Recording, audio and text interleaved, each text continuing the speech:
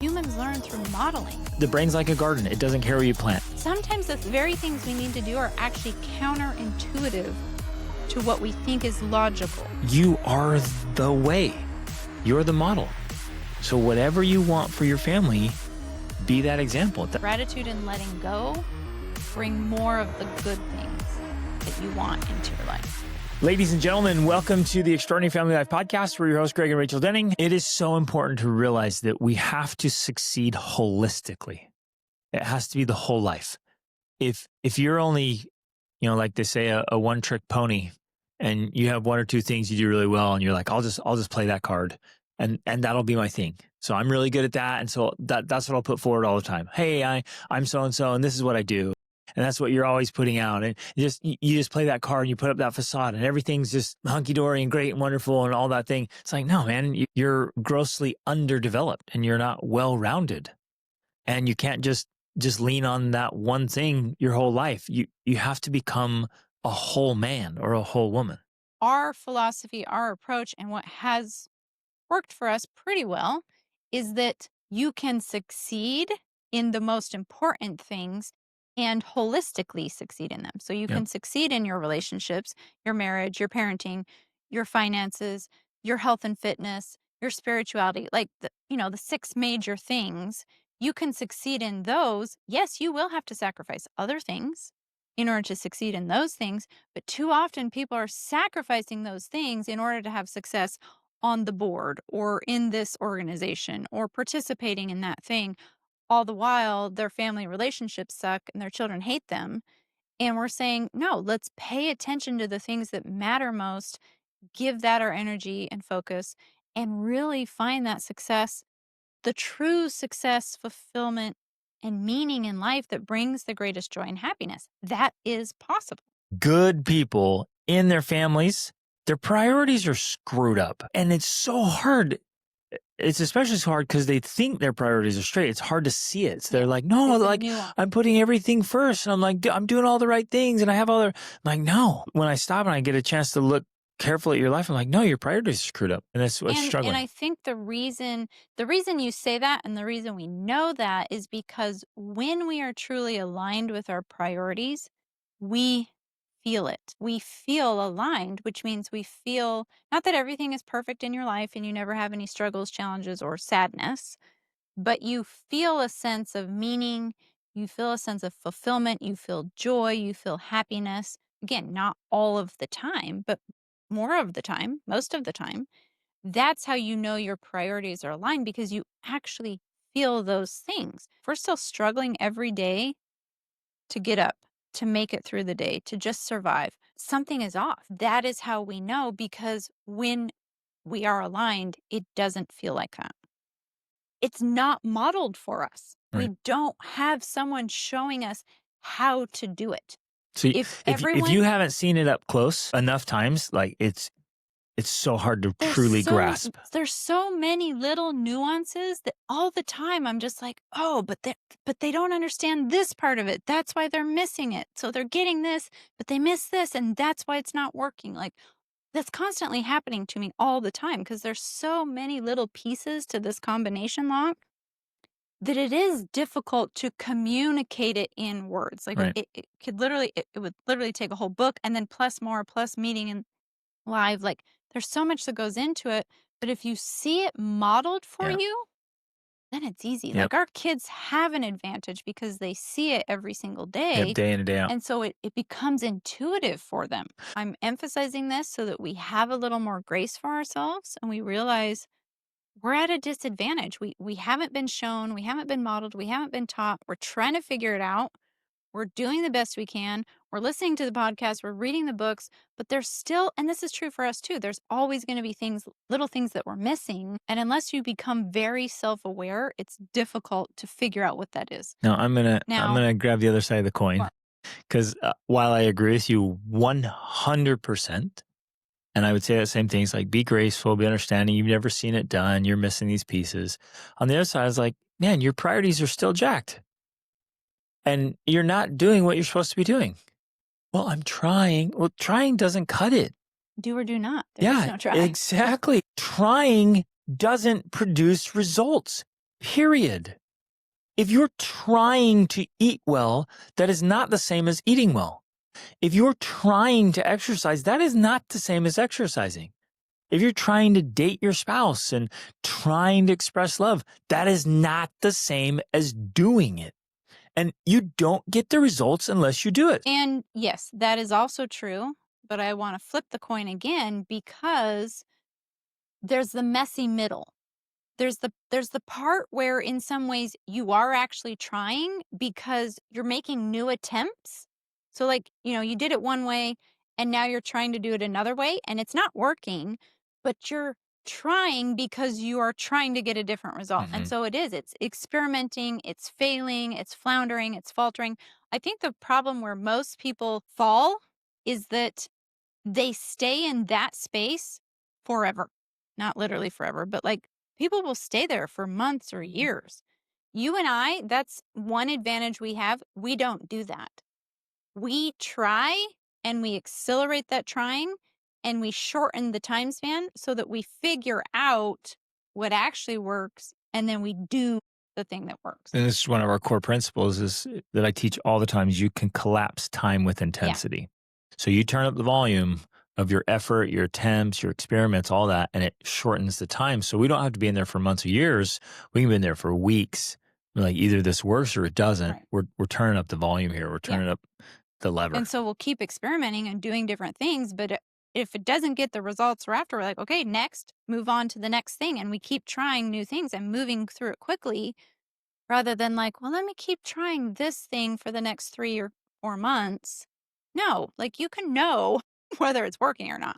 I think the other challenge that crops up is that people also aren't paying close enough attention to recognize what is actually a result. Because this actually comes up in our coaching. We'll be talking to parents and they're like, well, I'm trying these things. You're talking about these strategies and it's not working, even though I am seeing slightly improved behavior, but it hasn't gone away completely. And I'm like, okay. And we emphasize this point. We're like, you can't change destinations overnight, but you can change direction. And so when your child starts to change direction, they're slightly nicer. That is a positive Yeah, result. you're moving in the right It direction. worked, Yep. even though they're not over here in a new destination behaving exactly the way you want them to, they have changed direction. Yeah. So that's a result. And Hey there, this is Greg Denning. We want to reach as many people as possible and help as many families as possible with these conversations. And we want to keep this podcast ad-free forever. You can help us do that by subscribing on Spotify or Apple Podcasts or wherever you listen, your favorite platform, and on YouTube. And leave a quick review and share your favorite episodes with friends and family. It makes a big difference. Thank you for being a part of this very important movement. I want to begin by applauding, celebrating, like making sure we emphasize and point out all the good things that are happening, all the improvement, all the progress. It's so easy for all of us to beat ourselves up. Like we make this huge trek and transformation and we totally transform our lives. And we go over and we look at the refinements we need to make. Like, I'm a loser, never get anything right. This is terrible. And you're like, no, no, no, no. Look back. Look how far you've come. Look at all the good things you've done. So celebrate that like crazy. Pat yourself on the back. Like feel good about who you are and who you're becoming and the direction you're going. That is so important. Because I'm in a minute here, I'm about to rant and throw down. And if you don't remember all the good you're doing, it's gonna feel like you're not doing yeah. anything good. It's like, oh, it's terrible and I am a loser. No, you're doing so well. It's so fantastic. And this is true for all of you. Please notice the things you're doing well and celebrate that. And then get real gritty and Well, real serious about the improvements. and I think that this is part of the human condition. I know it's something I've definitely struggled with is that is the nature of, in some ways, the upward reach. It's another two-sided coin because we have to be simultaneously so grateful and appreciative of everything we've already done and already accomplished and how far we have come, while also recognizing where we want to go and what's still falling short and what's still missing. Like that's the biggest challenge because it is real, but too many of us, and this is myself included, only tend to focus on what's missing, what I still haven't achieved, what I still haven't done, where I still haven't gotten, instead of being filled with this gratitude for everything that has happened.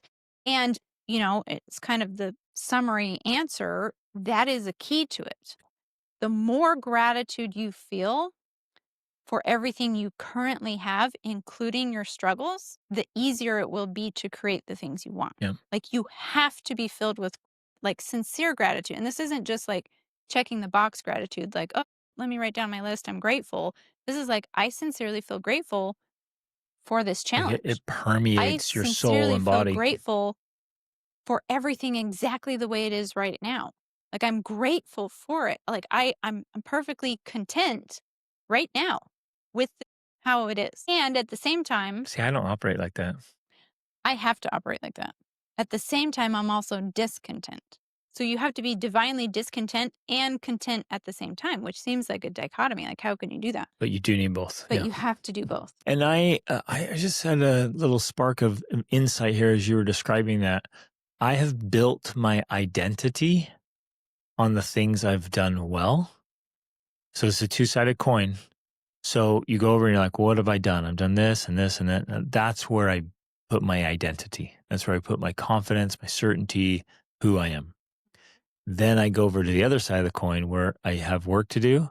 And that's where I put my work clothes on. Many, many people put their identity on that side of the coin. Like I'm a loser. I'll never be successful. I'm such a failure. I'm such a screw up. I'll never be enough. Their identity's on the wrong side of the coin. Go back over to the other side.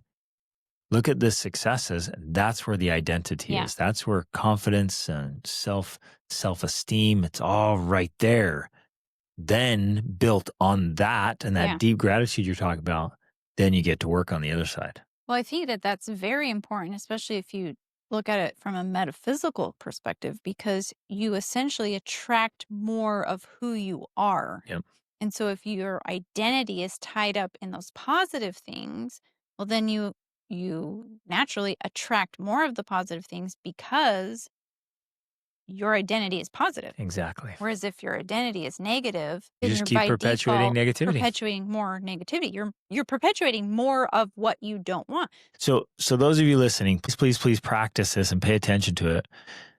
And has Most been of key us, to our yes, because we did the same thing. We put so much energy, like most people, into the negative. It's like, this is off. still And it's doesn't like, work. I so get it. like energy and emotion and focus and attention. It's like all of this power into the negative. To what's not working. And you're like, well, what is work? Oh, that's okay. It went all right.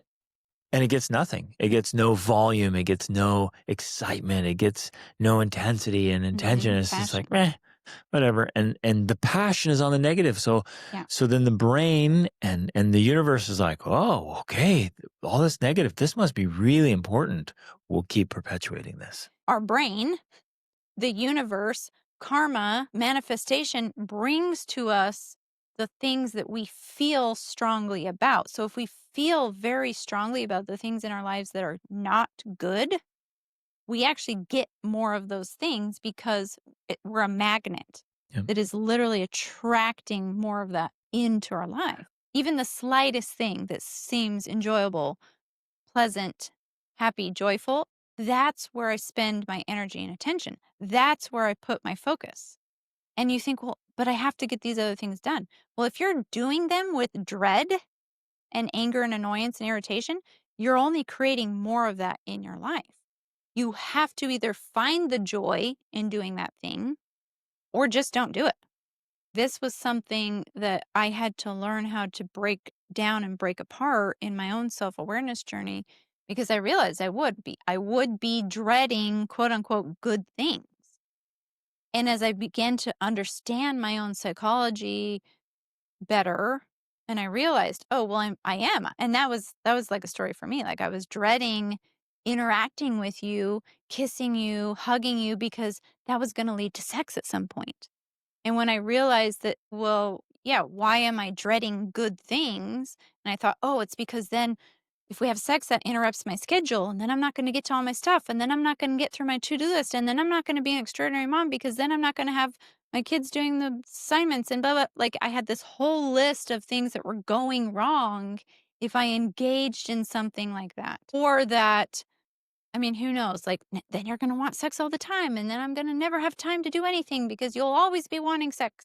Like, I would make up all of these stories in my head of what was going to happen to me if I engaged in these certain behaviors, even if they were quote unquote good. Which, okay, I'm so glad you articulated that. That is a perfect example of messed up priorities. And it seems it's so subtle and just a little bit of difference. You're like, wait a minute, how are my priorities messed up? I have this amazing to-do list of all the things I need to do. Like, how is that a messed up priority? Right. No, it's because you're putting that above Above your your husband husband. and above your kids. Right. And so if you're like, yes, that to-do list is awesome. Everything on there, great, fantastic. Go cuddle, go kiss, go hang out, make love, do things, and then work on your list. Yeah. And so now you flip the whole thing. It's like, Mhm. I get to kiss and hold hands and cuddle. I get to have sex. And then I get to work on my list. And then I get to have this amazing life instead of have to. And this is frustrating. And then it's not exactly like I thought. And so then you spend the whole day grudging, blah, blah, blah, blah, and you don't get through your list anyways. And your husband's pissed and your kids are resentful and you're just angry. So you go eat the whole Oreo package and you're like, okay, how was your day? It sucked. Well, why? You created that Yeah. whole scenario. You create it by these slightly misaligned priorities and mindsets. Yeah. Because if your priority is to improve your relationships, and especially if you want to improve the relationship with your spouse, well, one of the top priorities you should have is more sex. Yep. Like that should be on the priority list. 100%. That should be on the to-do list. Now, we're using this as an example because I think it's an easy example, but this is one of the things we're talking about when we say your priorities are off because you think it's all these other things that have to get done. And we're telling you, no, it's something like this that Exactly. will literally change everything. Because trust me, if you start having mind blowing sex as a couple, people are going to notice. That's one of the reasons we're still in love. We have mind blowing sex like multiple times a week. That is a key element here. And so, because we have those priorities in check, it helps everything else in our life to go better. The very first thing here in the whole family dynamics is like, well, are you leading the way? So you want your family to be more organized and more friendly and more loving and more clean, but like, is your house cluttered? Are you keeping your spaces clean? No. There it is again. It's like, well, my kids, they fight with each other. And then right in that very same sentence is, well, my husband and I aren't great. So like, we can't expect our kids to get along if our marriage isn't spectacular. So it all comes back to personal ownership. That's not to make any of us feel bad. It's to point out that is the way. That's the way. If you want your kids to get along, make your marriage amazing. If you want your kids and your family and your spouse to be healthy, you be the model, be the poster child of healthy. If you want joy and peace and optimism, you can't wake up every morning and dread your life because all you're doing is spreading that negative energy in your family. Mm-hmm. Like, you have to lead the way. So if I want my kids to be happy, I'm going to be crazy happy. If I want my kids to be healthy and fit, I'm going to be crazy healthy and fit. If I want the finances, right? That was another thing. Like, because the finances like pay for all the cool experiences. Like, well, we better get our butts after that and working on it hard and figure out the system and strategies to make it better. Right? Like, it starts with us as the parents. Now, on the other side of like, okay, you're saying, Greg, do all these things and lead out. Well, that's what I'm trying to do. I'm going to But you're say not. something that sounds This is the far side of the coin. You're not doing it. Trying Right. and doing is not the same. You're not doing it. Trying and doing is not the same. And then the other thing is, and I know that people get this, and yet we don't get it. When we're talking about doing it ourselves, when we're talking about you can only change yourselves, we're talking about you have to focus on yourself. You have to stop focusing on your family. And that sounds weird, especially as like a mother. You can't focus on your family. And you might be saying, "Oh, what do you mean? What are you, how do you not focus on your family?" I'm talking about, I spend most of my time thinking about myself. And this is not in a selfish way, but this is in, how do I make myself better? How do I feel better? How do I find my joy? How do I find my peace? How do I get my health? That's where my energy is spent, because all of that time I spend thinking about trying to fix, control, change everyone else in my life, my husband, my children. That's what you're talking about again, where my priorities are off. I can't get results for them. Yeah, I can pray for them.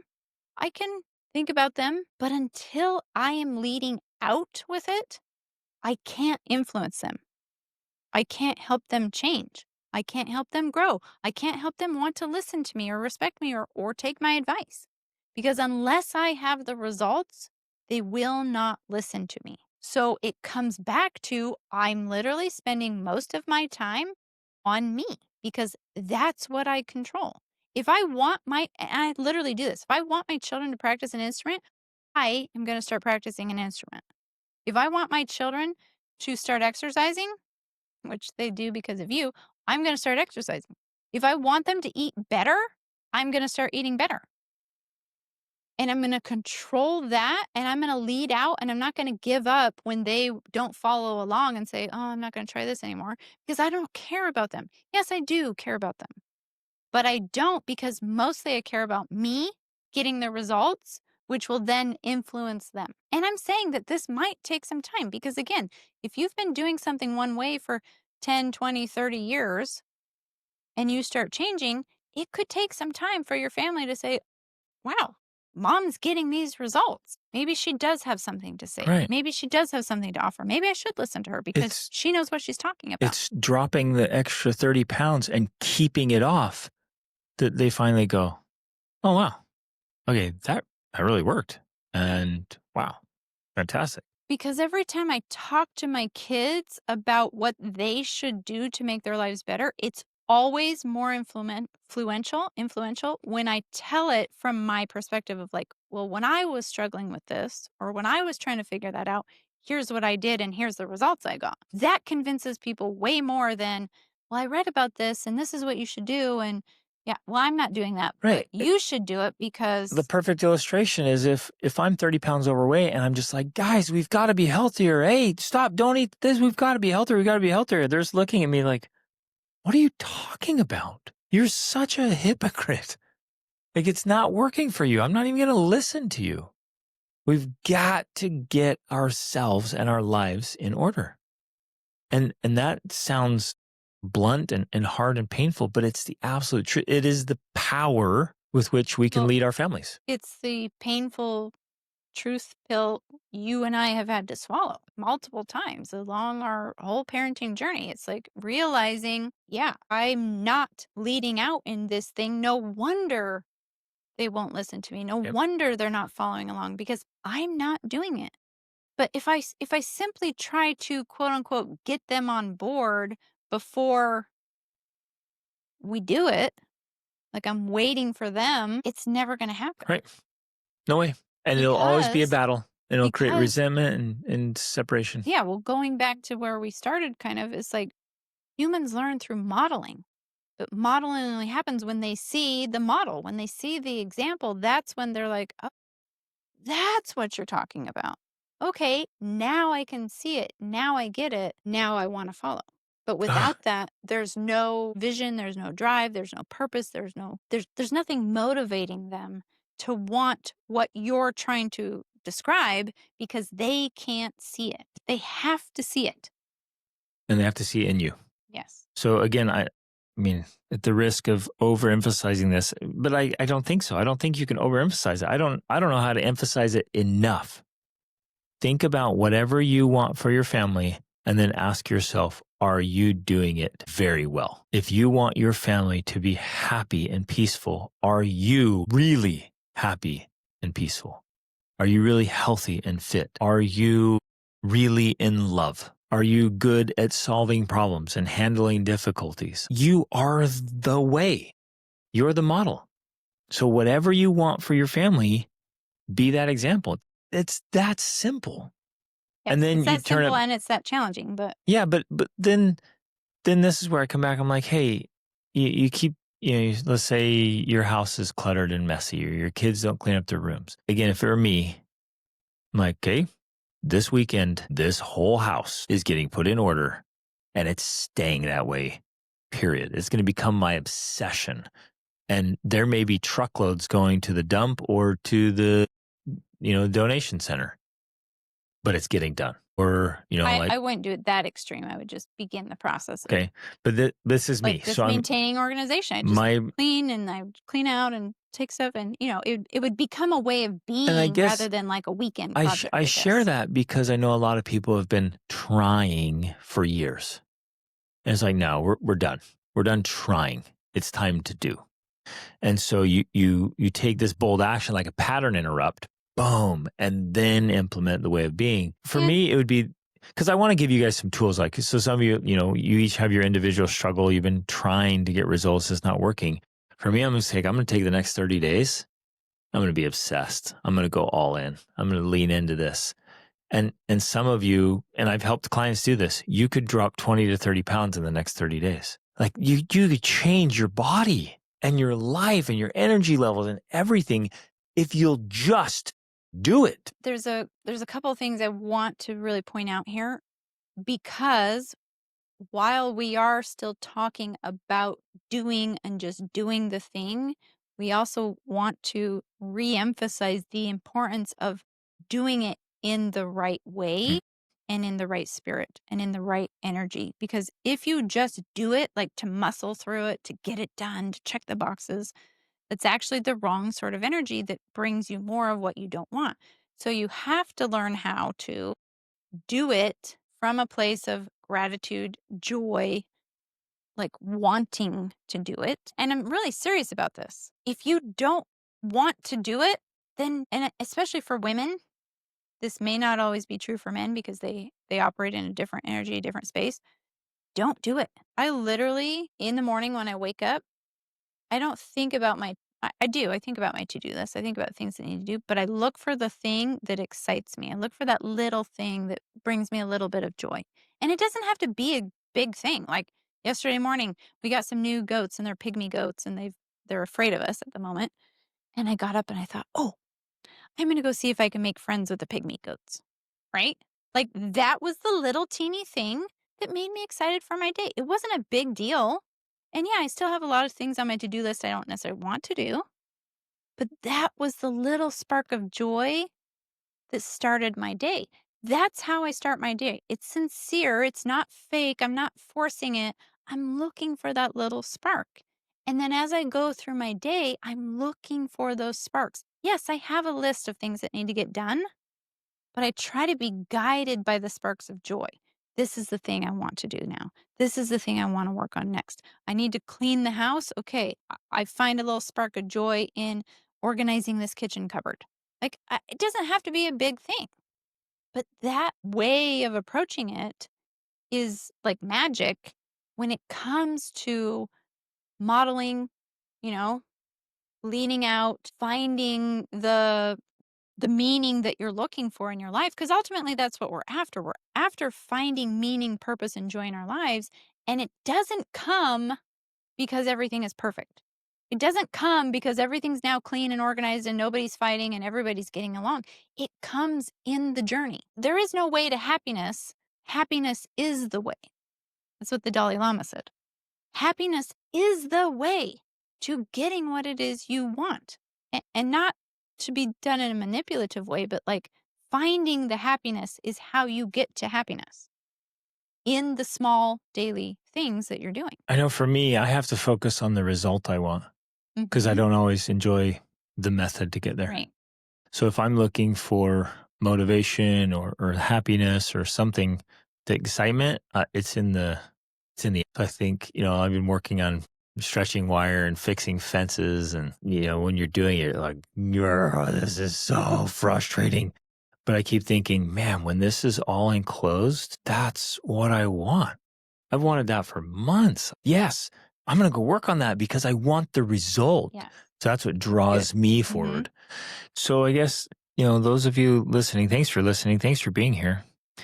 And well, and if you need more tools and resources, that's why we created our courses. Literally why we take all these tools to get all these results and put them in there. And we've created lists. Like, this is exactly what we have done to get the results we enjoy. And so it's all in there. But my point here is, get crystal clear about the result you want, and love the word obsessed. Just get obsessed with that thing and make it this point of focus. And yes, life is going to happen. There's going to be distraction. There's going to be difficulties. So what? If you want that result and it's the one you want, lean into it and keep going until you get it.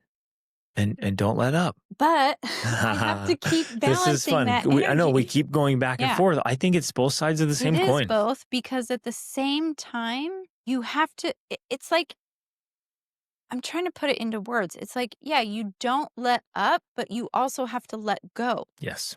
because you keep in mind the outcome you want.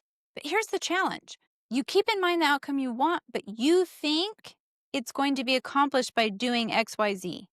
And so you keep pounding XYZ, and then you're like, why isn't XYZ working? Because you have to let go. It's going back to what we talked about, that maybe what you need to do on the to-do list is your husband, right? Hmm. You need to be having sex instead of trying to accomplish the list. You need to be doing something that brings you an insane amount of joy, even though it feels like a waste of time because you're in debt and you're trying to pay. You're like, sometimes the very things we need to do are actually counterintuitive to what we think is logical, to what we think logically makes sense. And so as you're sitting there thinking, well, I want to have a great relationship with my spouse. I want to have a great relationship with my kids. I want to have the extraordinary family life.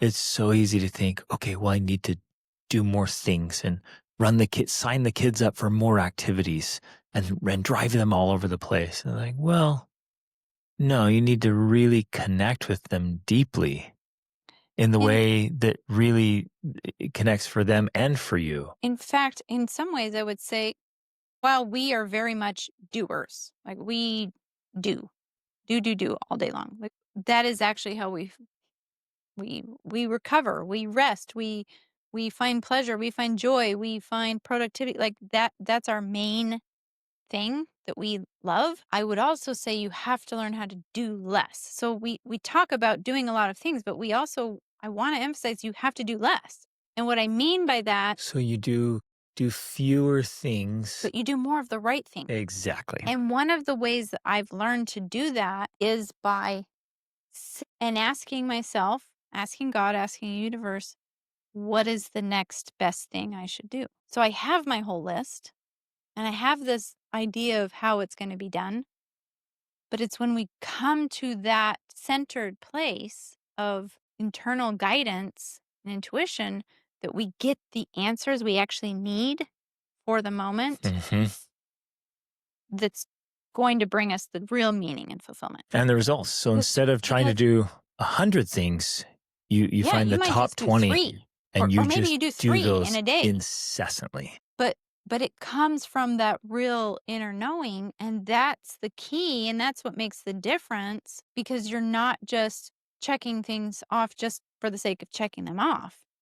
You're actually being guided by this noble ideal that connects with your inner potential, that becomes your guide. I know it sounds Hmm. crazy, but that really is something there that's so important, that when you can learn to do that, it makes all the difference. It's not just about checking off the list. It's not just about getting things done. Yes, that's important, but it has to be intuitively guided.